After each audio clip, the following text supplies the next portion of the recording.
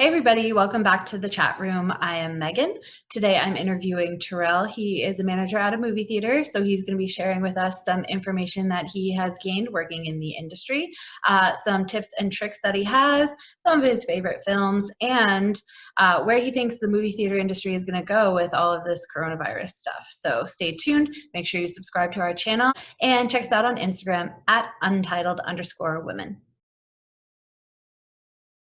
Hey, Terrell, thank you for joining me today. So can you share with everybody what your job title currently is? So right now I am the senior service manager at Parsippany. Okay. And how long have you been doing like a job within that industry? I know you've changed titles, but how long have you been in the industry of working at movie theater, working in entertainment? So I started back in, I believe, '05, so 15 years. Wow. And Yeah. so when you started, what was your first job there? You know, what did you start off doing? Started with concessions. That was the very first thing I was trained on, was just handling sales and running, getting candy, popcorn, or whatever for people. Was there any kind of like at that point in time where you're like, you know what, this I want to move up in the company, or was it just like a job at that point? Well, actually, so my cousin was the one who got me the job at the Sakasana Theater at the time, Mhm. back when it was Clearview. And I only got the job for my intentions was that summer. Like, I didn't plan on working past August 3rd. And here you are 15 years later, moving on up Yeah. the company. So now that you are at manager status, you know, how have you seen changes? How long have you been a manager for? When did you move up into manager? 2010, 2011, maybe? Okay, so you've been managing a good amount of time. So you've seen, you know, Nine, the 10 years almost, yeah. yeah, you've seen the industry go through changes. I A remember lot of them, yeah. when it used to be everything was on reels, right? And so you would have to run upstairs and you'd have to do the projector. And I know at your particular movie theater, you guys, as the managers, used to do the projection. So do you want to talk about that a little bit? Yeah, I mean, so let's see. When I first started as a manager, one of the reasons why I was hired was because there used to be a union for projectionists, and that union dissolved. So when it dissolved, they didn't have people to run the projectors anymore. So they hired more managers with the intent on training us how to do projection in order to keep the films running. And that was an experience. And how hard was it to learn? Because I mean, I've been up there, I've seen those reels. Like, it does not look easy. How hard was it to learn that skill set and to be able to actually run those projectors? So truthfully, running the projectors isn't that hard. It's fairly simple once you get into the, repetition of it. The Mhm. big issues is like, if anything goes wrong, you can easily destroy an entire reel of film. I know I've seen a reel like kind of burn up, and I've been watching a movie and a reel has, you can see it kind of burn up. So that's obviously one way. What are some of the other ways that like the reels can kind of get destroyed or unfixable? So the easiest, well, not the easiest, the most common way they can get damaged is just if the reel gets scratched, because the film itself is very delicate to the touch. Mhm. And if you're lacing or threading the projector, and if, like, there used to be like a kind of like an angling device for where it would come down as it played. If that would like off centered even a little bit, you could scratch the film, Oh, and those scratches would be very visible to anyone watching movies. So you'd be watching, you know, Meet the Robinsons, and there would just all of a sudden be like a huge yellow gash in the middle of the film because someone scratched it.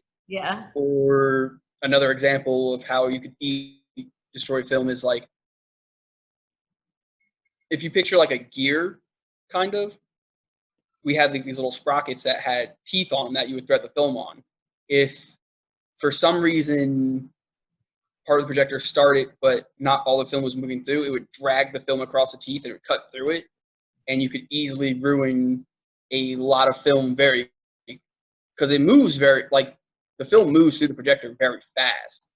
All right, it was me. I was gonna say someone I knew. It was me. One of the very first times I threaded up one projector, I went through, everything was fine, but there used to be like a mechanism that we call a brain Mhm.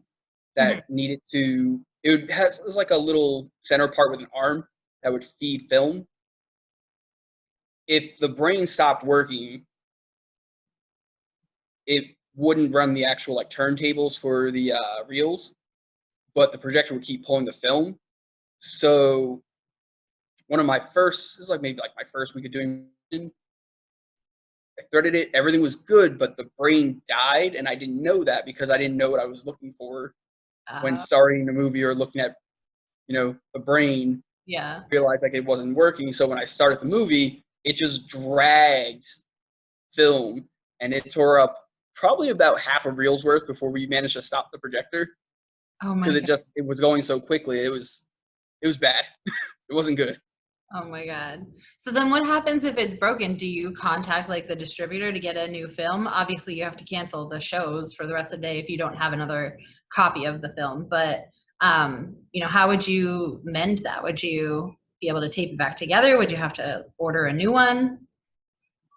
So if the film was destroyed to a point where you can no longer play the movie, you'd have to contact the distributor, and they would send you a replacement reel. If you damaged reel one, they would send you a replacement for reel one. They wouldn't send you an entire new copy of the movie, just what was damaged. Just the portion. Only if it was damaged beyond being able to view it. Like if it had scratches, you'd unfortunately just, you know, have to deal with it.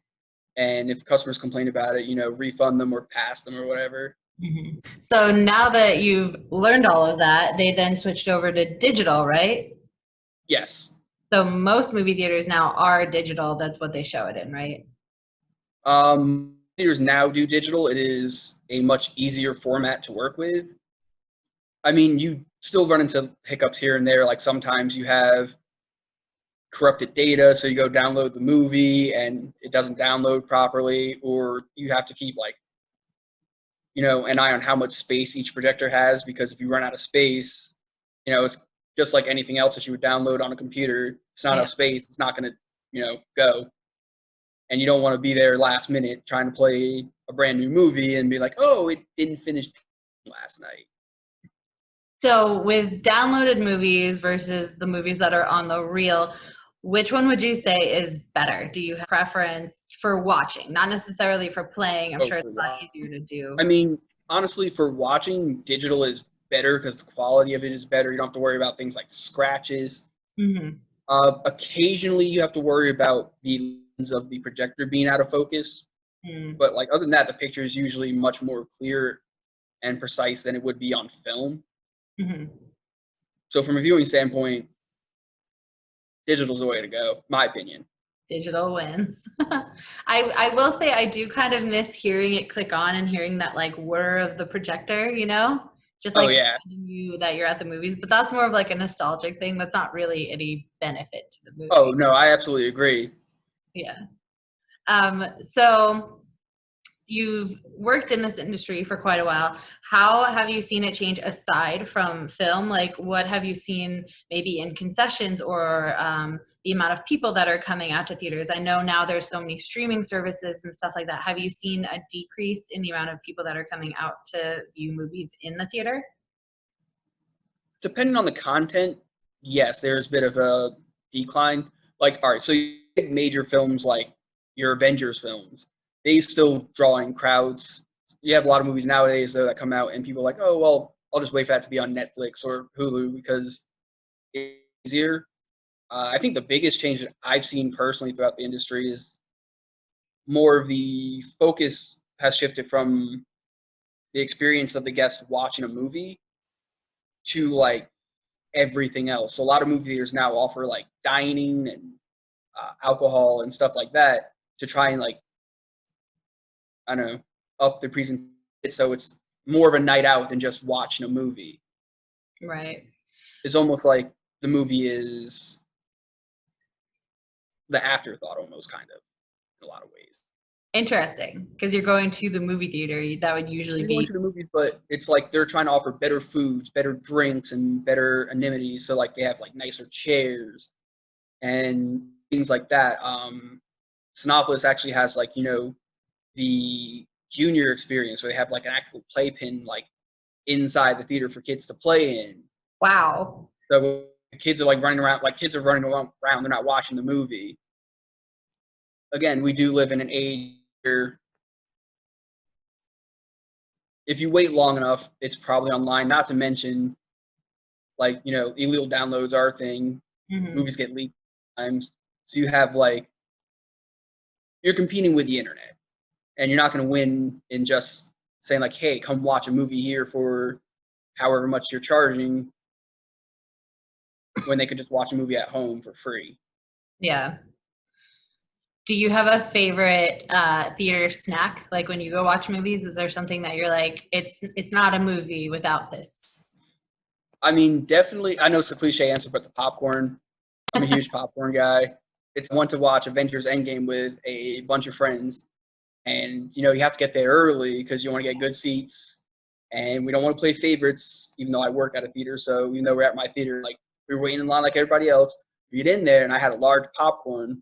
We are probably in there maybe like 10, 15 minutes before the movie started, and by the time the actual previews for the movie started, I was already done with the popcorn. I hadn't shared it with anybody either. Like I was just eating, talking. Yeah. Also, I'll be honest with you, I was a little nervous about the movie because, well, I'm a fan, You're a fan. so I was nervous that the movie might not be good, Yeah. or some characters might not make it. So nervous eating, but I went through like the entire. It was 170 ounces of popcorn, and I ate fairly quickly by myself. It's impressive that you're not sick of popcorn after working at a movie theater, because I know you walk into a movie theater and that smell just like hits you in the face, Like sometimes I feel like people might get, tired of it, but I personally never get sick of popcorn, so I totally get it. I mean, I'll be honest with you. At this point, I've worked here for so long. The smell of popcorn, like unless it's actually like in the kettle being popped fresh, Mhm. I don't notice it. Like it's in the air, and you have people like, "Oh, it smells like popcorn." And I'm like, "Does?" You said that you're a big Marvel fan. Do you, and this might be a loaded question, do you have a favorite Marvel movie from the series? From the series? So it is a bit of a loaded question. I'm wearing an Iron Man shirt. Iron Man was like my favorite superhero from when I was a kid. I had like all the action figures. Yeah. I had like all of season 1 of the TV show on VHS. I'm old, but Iron Man 2006 was, well, still is, like that's my favorite Marvel movie of probably all time. Wow. That's one of the earliest ones. That isn't, it started with Iron Man, right? That's the very first one. Wow. Is actually Iron Man in 2006 came out on May. I know that for 2 reasons. One, that's my brother's birthday. 2, that is the day that all my friends found out I was a really, really big nerd. Like Rightfully. before that, they were here and there, but like Yeah. someone asked me a question about the movie, and I answered the question way too well, and they're like, "Why do you know so much about Iron Man?" I'm just like, "I'm a fan of comics." Keep in mind, back in 2006, being a nerd wasn't exactly the coolest thing to be. Right. Now it's a little more like expected, or not expected, but like people Honestly, know like I think Iron Man helped bring that in personally. It's just my opinion. I agree with that. I totally agree with that. So would you say that there has there been a change in kind of the types of movies that are coming out? I know like certain seasons have more horror movies or more family movies or whatnot, but over the course of working, starting in, I think you said 2005 and till now, like, do you notice that there's more of one type of genre or one style? Honestly, yeah. The biggest going genre now is superhero movies. Mm. Like at this point, we get maybe, well, not this year because a lot of stuff going on. But Right. years prior, we were getting like 4, maybe 5 from different studios a year, just different superhero movies. And honestly, even though I'm a fan, I will say the market is like over flooded with them, where it's like you have one coming out almost at least one every quarter of a year. Yeah. Yeah, there's a lot out there for sure. Like I definitely know way more about comic books than I ever planned to know. So Well, yeah, I mean, they're there, they're entertaining. yeah. I think one of the reasons they're so big is they allow you to escape to a world where like there's always high stakes. Plots aren't exactly what I would call, complicated. Good guy goes in, maybe gets messed up a little bit. Bad guy learns a lesson, defeats the bad guy in the end. There's usually some type of glowing object that both sides are fighting over. It's not rocket science. You go to But be it entertained. You works. don't have to. Yeah, you go there to be entertained. You're not having to think too hard in order to really enjoy these movies. Yeah. Are there any changes that you've seen now that like we've had coronavirus happen? I mean, obviously there's changes, but are there any changes like leading up to everything shutting down that you saw that you kind of were like, this might really change us for good, before everything actually shut down? Um, I mean, a little bit, yeah. So, as I mentioned before, like the theater industry in general is more about the overall experience of watching a movie now, not just the movie. And theaters I work at are what are considered traditional theaters, so they don't offer those upscale experiences yet. Mhm. And you'd be surprised, like you have blockbuster movies come out, and we're not as busy as we once were compared to even just a couple of years ago, where you have like a blockbuster come out, and, like the theater's just packed. Do you expect there to be some serious, long-lasting changes once you guys do reopen? Because right now in New Jersey, theaters are not reopened, right? Not as of now. So moving forward, I know a lot of companies and different businesses have gotten like clever with kind of how they're running their business or finding ways to go online or virtual or things like that. The movie industry, it's a little bit harder to do that when you have a theater that people go to. But what do you anticipate? And this is personally not just like, just whatever you think is going to actually happen with the industry going forward, or something that you would like to see the industry do going forward. I mean, I think the biggest change is probably going to be going forward with just like is maybe how many movies actually come out in theaters versus going straight to streaming. So right now, with coronavirus being as prevalent as it is, and with theaters being shut down, a lot of companies have taken to just releasing their new movies and content directly for purchase.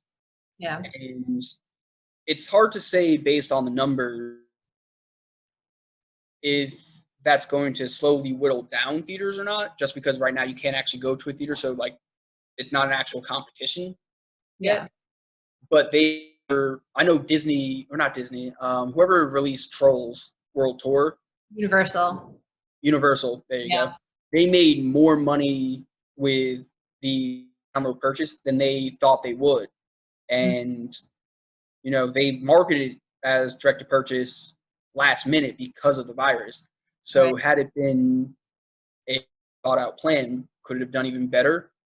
I know that their numbers were almost about what they were expecting for their theater release, which is really good for them, because then you're cutting out an entire middleman where Yeah.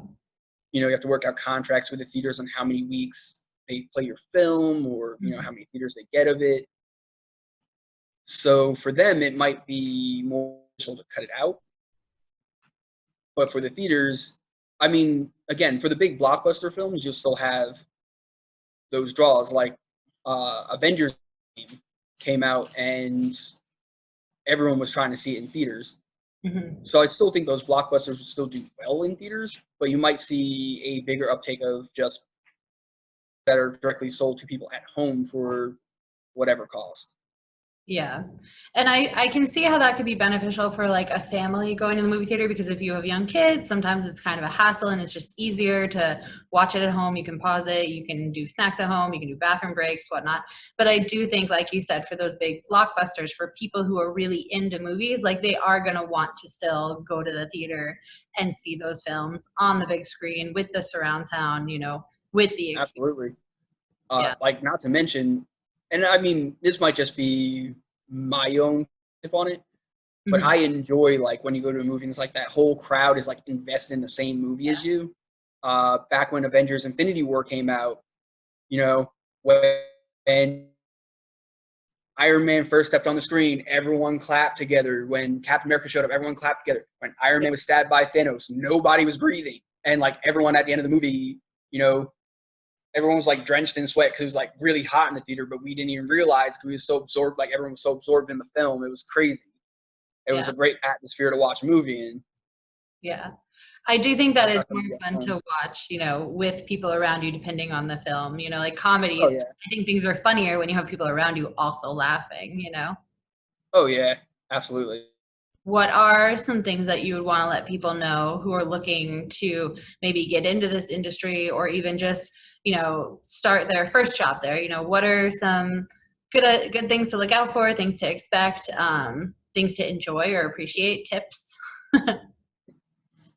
I mean, so things to look out for going in is, and this kind of goes for any customer service based job, but you do need to know going into it there, sometimes you're going to meet people that are going to be cranky. And it doesn't matter if you did anything wrong personally. It doesn't matter if something happened out of your control. It doesn't matter if you apologize. It doesn't matter if you're nice to them. They're just going to be cranky.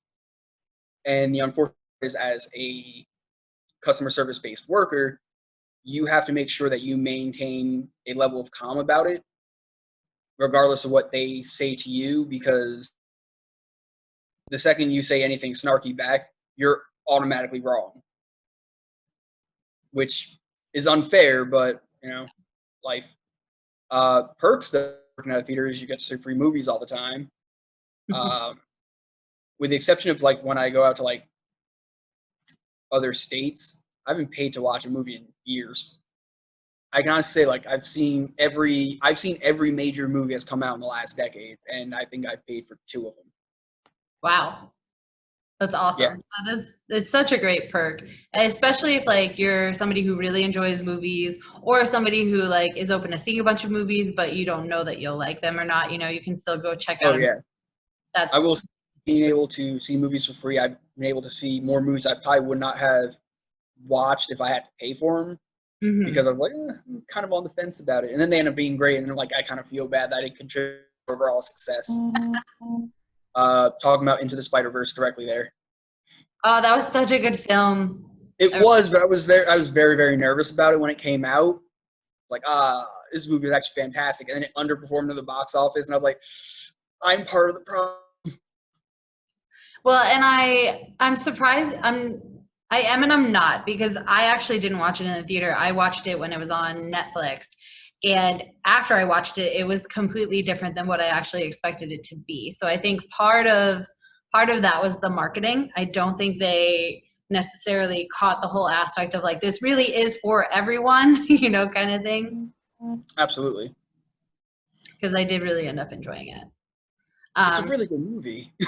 It's so good, and like the voice acting and the different art styles. There's like a bunch of different art styles in it, which is so cool.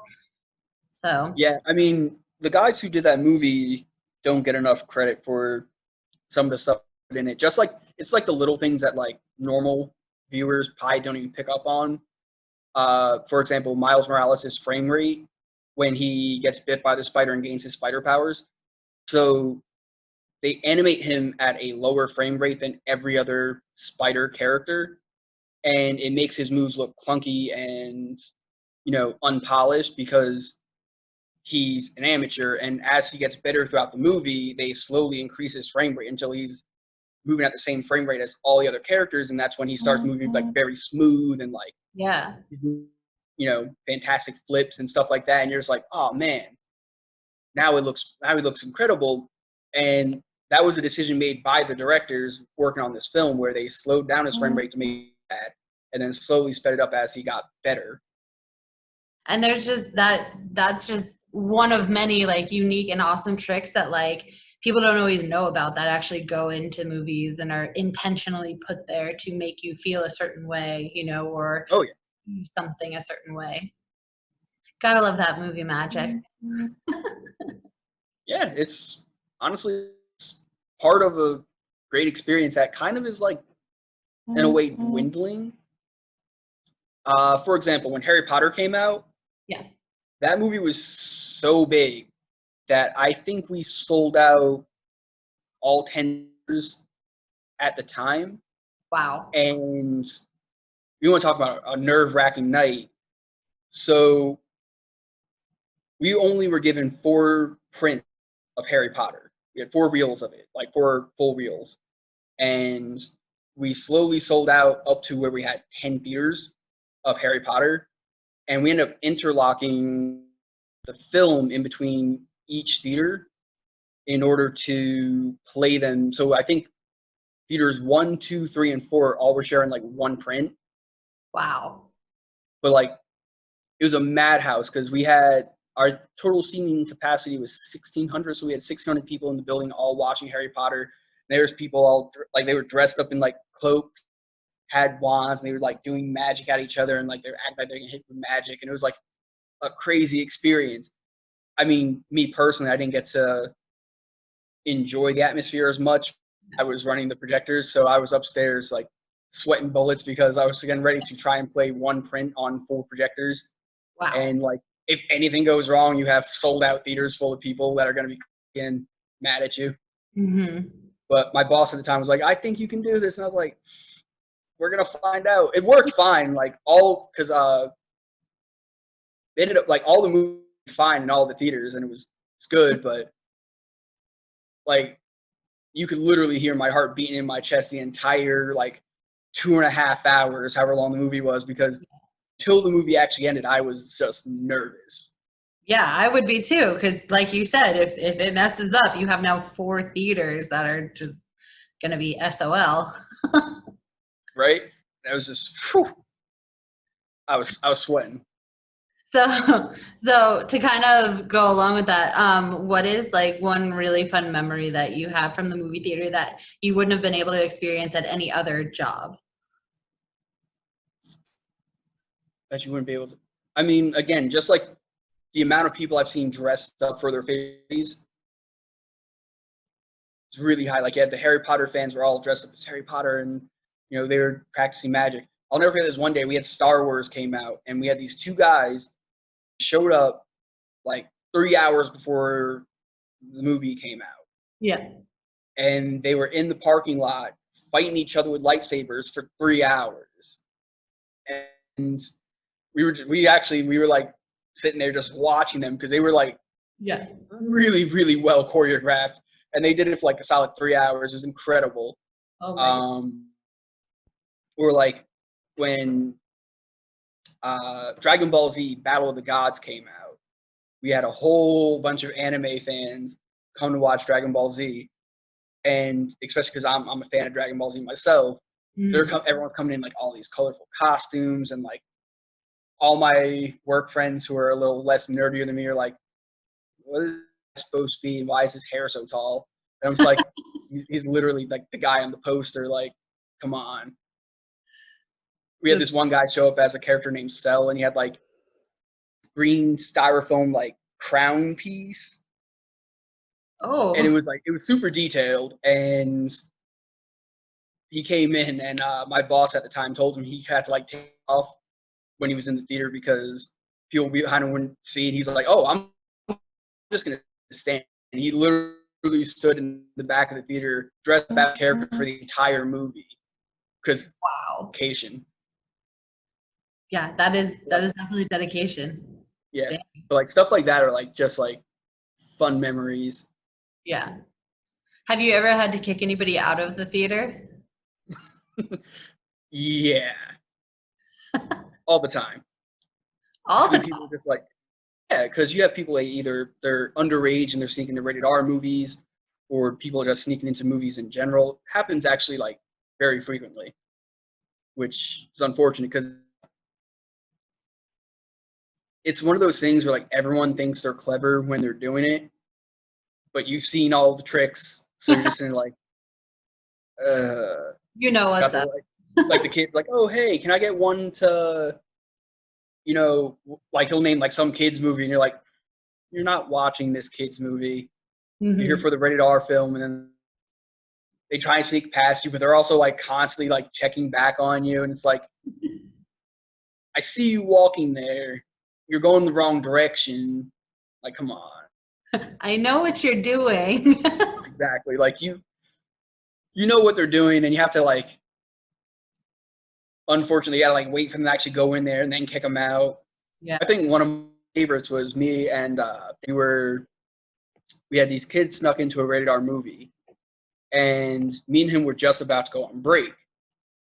So we went on break, and we went into the theater they were in, and he sat down on one side of them, and I sat down on the other side of them, and we legitimately sat there in uniform, by the way, just like watching the movie with these kids for a half hour. And as soon as our break was over, we're like, all right, break's done, y'all gotta go. And they were like, oh, are you serious? We're like, yeah, it's a rated R movie. Yeah. We let Like you have they half literally, an hour of this. well, they actually, because they had snuck in early. They had come to Oh. like the end of the previews, and they were Okay. like, all right, now you guys can go. You made them sit through the previews and then kicked them Oh out. yeah, it was just weird because like they were sitting next to us, getting like the side eye look, like why are these two just sitting next to us? But we didn't say anything to them for like a solid half hour. That's a pretty fantastic story. That might be one of my favorites. To close it out, is there anything you want to share with anybody who's potentially considering becoming a manager at a theater? Are there things that you didn't anticipate from the job, or things that might have been helpful to know going into it? A good thing to know, like, and this is not just movie theater management, but management in general.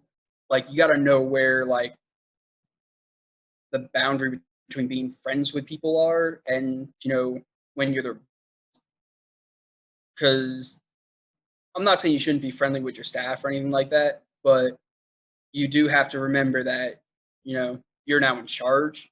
Hmm. So it's good to like keep that in mind and like